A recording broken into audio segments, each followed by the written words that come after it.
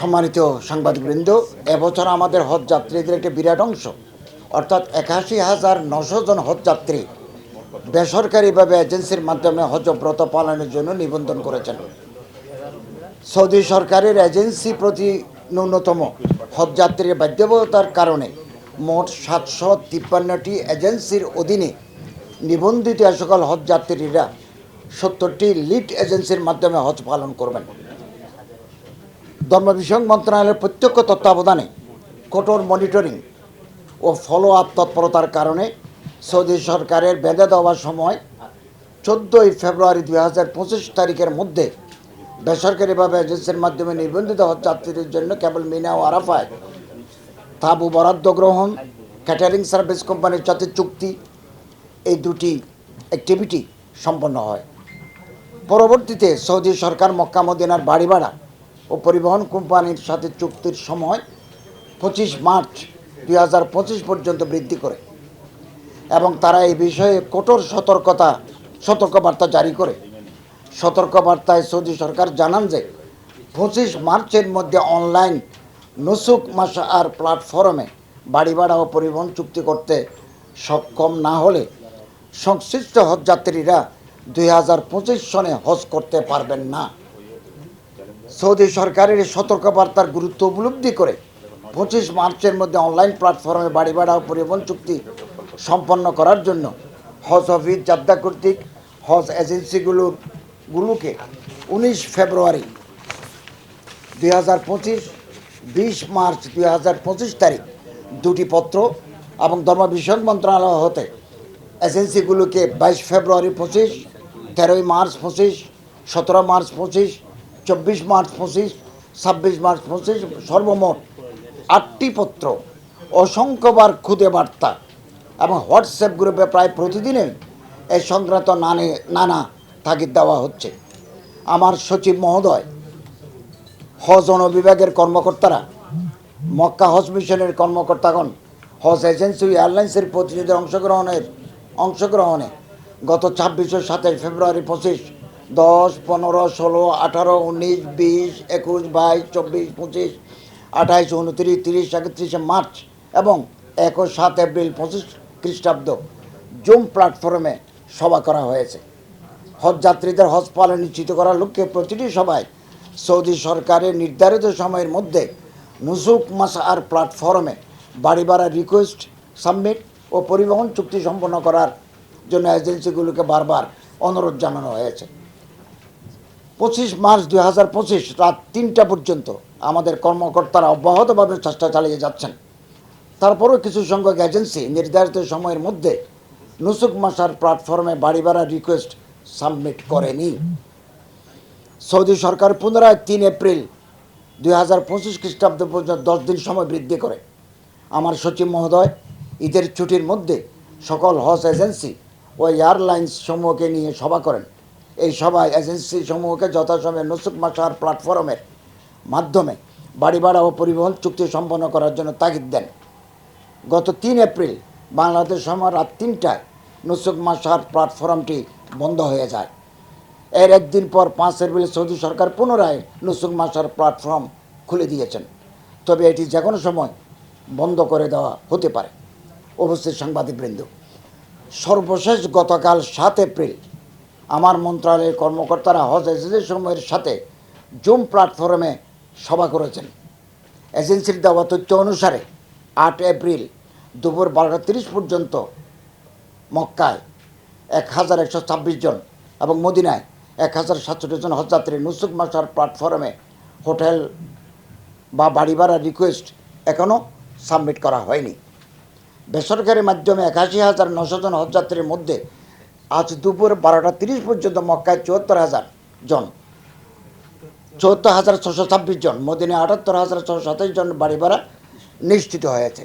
মক্কায় ৭,২৭৪ জন, মদিনায় ৩,২১৩ জন, মোট ১০,৬87 জন হজযাত্রীর বাড়ি ভাড়া এখনও চূড়ান্ত হয়নি। আমার মন্ত্রণালয়ের পক্ষ হতে এজেন্সি সমূহকে অব্যাহতভাবে অনলাইন প্ল্যাটফর্মে বাড়ি ভাড়া রিকোয়েস্ট সাবমিট করার জন্য তাগিদ দেওয়া হচ্ছে। বাড়ি ভাড়া চুক্তি সম্পাদন করেনি এরূপ এজেন্সি সমূহকে আমরা কারণ দর্শানোর নোটিশ দিয়েছি। গতকাল পর্যন্ত এয়ার এজেন্সির সংখ্যা ছিল 21, কিন্তু এখন সেটা নতে নেমে এসেছে, নটিতে নেমে এসেছে।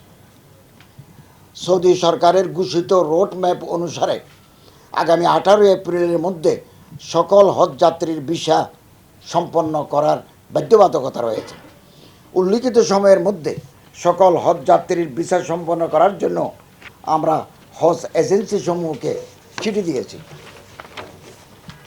আমরা আপনাদের মাধ্যমে সকল এজেন্সিকে অনুরোধ জানাবো তারা যেন হজ যাত্রীদের হজব্রত পালনের স্বার্থে সৌদি সরকারের নির্ধারিত সময়ের মধ্যে সকল কার্যক্রম সম্পন্ন করেন। অনলাইন প্ল্যাটফর্মে বাড়ি ভাড়া রিকোয়েস্ট সাবমিট ও উক্ত রিকোয়েস্ট অনুমোদন না হওয়া পর্যন্ত সংশ্লিষ্ট হজ যাত্রীর সৌদি গমনের ক্ষেত্রে আশঙ্কা থেকে যায়। হজ যাত্রীদের প্রতি কতিপয় হজ এজেন্সির কমিটমেন্ট ও দায়বদ্ধতার অভাবে এখনও বেসরকারি মাধ্যমে 10,487 জন হজ যাত্রীকে নিয়ে আমরা শঙ্কার মধ্যে আছি। আমরা আপনাদের মাধ্যমে স্পষ্ট করে বলতে চাই, কোনো এজেন্সির অবহেলা বা গাফিলতির কারণে একজন হজ যাত্রীও যদি হজ করতে না পারেন, সেই দায় সংশ্লিষ্ট এজেন্সিকে নিতে হবে। এই দায় কোনোভাবে ধর্ম বিষয়ক মন্ত্রণালয় বহন করবে না। কোনো এজেন্সির অবহেলা ও দায়িত্বহীনতাকে ধর্ম মন্ত্রণালয় বরদাস্ত করবে না।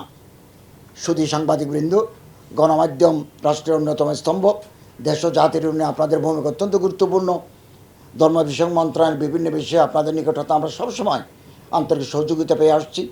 আপনাদের অব্যাহত সহযোগিতা ও আন্তরিক উপস্থিতির জন্য আমি ধর্ম বিষয়ক মন্ত্রণালয়ের পক্ষ হতে আপনাদেরকে ধন্যবাদ ও কৃতজ্ঞতা জানাচ্ছি। ধন্যবাদ সবাইকে। সবসময় আমরা এটা লক্ষ্য করেছি, সৌদি গভর্নমেন্টের ডিসিশন আমরা বদলাতে পারি না। আর তারা সৌদি গভর্নমেন্ট যখন ঘোষণা করে সারা পৃথিবীর জন্য করে, তো এটা আমাদের উপর প্রেশার ক্রিয়েট করলে আমাদেরকে বারবার চিঠি লিখতে হয়, বারবার ফোন করতে হয়। তো আমরা তো তারা তো আন্ডারমাইন্ড আমাদের করবে যে বাংলাদেশ সরকার কেন বারবার আমাদেরকে এভাবে রিকোয়েস্ট করে।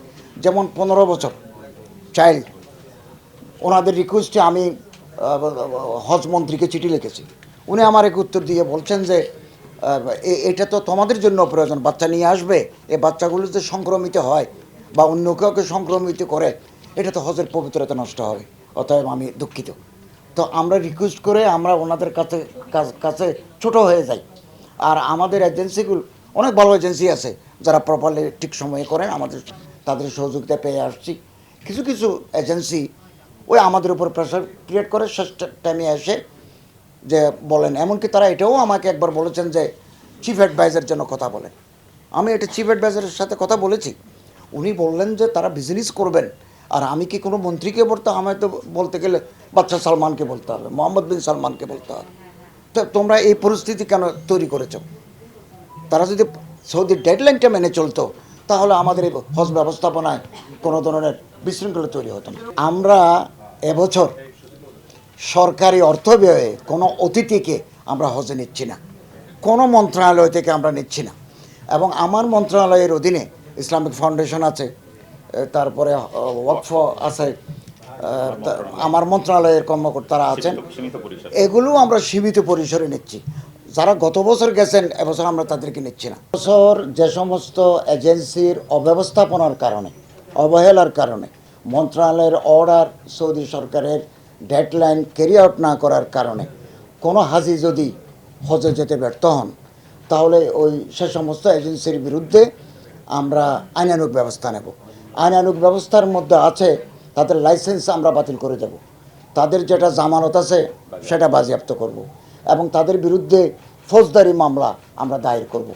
এবং চিফ অ্যাডভাইজার মহোদয়ের সাথে আমাদের বৈঠক হয়েছে, আমরা একটা অ্যাপস উদ্বোধন করব, আপনাদের দাওয়াত দেব।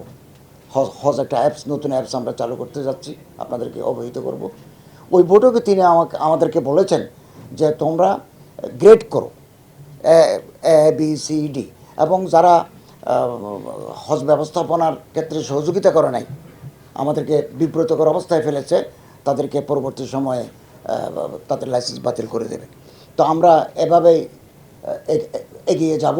তবে আমরা এই মুহূর্ত পর্যন্ত আশা করছি আপনাদের মাধ্যমে কিছুক্ষণের ভিতরে যখন এ খবর ছড়িয়ে পড়বে, আমরা আশা করছি তারা এখনও ওই সৌদির নুসুক মশআর অ্যাপসটা খোলা আছে। সরকারিভাবে বন্দর ঘোষণা থাকা সত্ত্বেও ওনারা এটা আস্তে আস্তে যাচ্ছেন, ধীরে ধীরে যাচ্ছেন, খোলা রাখছেন। এখনও রিকোয়েস্ট দিলে গ্রহণ করবে। তা আজকে রাতের ভিতরে যদি ওনারা এগিয়ে আসেন তাহলে আমাদের সুষ্ঠু হজ ব্যবস্থাপনার ক্ষেত্রে আর কোনো বাধা থাকবে না। না, এটা আছে, সব এয়ারলাইন্সে দেওয়া আছে, বার্তা দেওয়া আছে, আমরা চিঠি দিয়েছি। কারণ এটা জানেন এবার 3টা এয়ারলাইন্স হাজি ক্যারি করবে। একটা হলো বিমান বাংলাদেশ এয়ারলাইন্স, সাউদি এয়ারলাইন্স আর ফ্লাইনাস। তো সেখানে বিমান 50% নেবে টোটাল হাজি, তারপরে সাউদি নেবে 35%, ফ্লাইনাস নেবে হলো 15%। তো সেইভাবে আমরা চিঠিও দিয়েছি এবং একটা ডেডলাইন আছে। এবং হোয়াটসঅ্যাপ গ্রুপে টিকিট বিক্রি করার নামে রিসেন্ট তাদের ব্যাপারে ব্যবস্থা হয়েছে। সৌদি হজের ব্যাপারে এটা তো পারবে না। অ্যাকাউন্টটা ফ্রিজ করছে। তো তাদের নামে তো এই যে বেশি দামে যে হাজিরা টাকা দিতে হয়, এটা দৃশ্যমান তদন্ত কমিটির প্রতিবেদন আসছে। এখন আপনারা এই ব্যাপারে হাজিদের না, হাজিদের আমরা প্যাকেজ নির্ধারণ আছে, যেটা বলেছি 1,67,000 বিমান ভাড়া, সেটা পূর্বে নির্ধারণ হয়েছে। আমরা হজ প্যাকেজে এটা ঘোষণা এর থেকে করেছি। বেশি নিতে পারবে না। কারণ এই টাকায় হাজিরা দিয়েছে, বিমান ভাড়া 1,67,000।